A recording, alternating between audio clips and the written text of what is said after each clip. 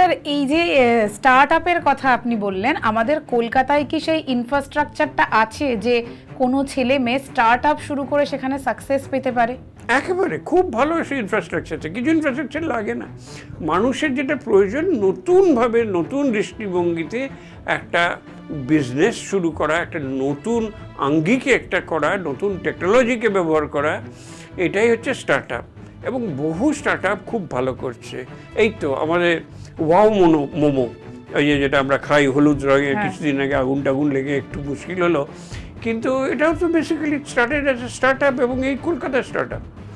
সুতরাং start up হচ্ছে এটা একদম ঠিক না। হয়তো সবাই ওয়াও মোমোর মতো অত বড় স্কেলে যেতে পারছে না, কিন্তু কম বেশি সবাই করছে, করার প্রচুর স্কোপ আছে এবং করা উচিত।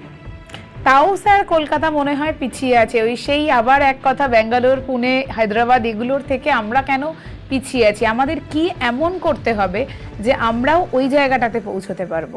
একটা প্রধান কারণ হচ্ছে যে টাকা। আপনার তো ইনভেস্টমেন্ট লাগবে একটা ব্যবসা, স্টার্ট আপ যাই নতুন টাইপের কথা হোক, কিন্তু আফটার অল এটা একটা ছোটো ব্যবসা, নিজেকে শুরু করা, ফার্স্ট জেনারেশন এন্টারপ্রেনারশিপকেই আজকাল স্টার্ট আপ বলে। তো সেটা করতে তো ক্যাপিটাল লাগবে। ব্যাংক তো দেবে না, আপনার কোনো অভিজ্ঞতা নেই, কিছু নেই। বাই ডেফিনেশন স্টার্ট আপ হচ্ছে কিছু ইয়াং ছেলে মেয়ে একসঙ্গে এসে একটা নতুন কিছু করছে, তাকে টাকা খেয়ে দেবে। এখন start up fund, incubator fund, first generation funding, Angel investor, এরকম অনেক কিছু কনসেপ্ট হচ্ছে। এই টাকার অ্যাভেলেবিলিটিটা কলকাতায় তুলনামূলকভাবে কম।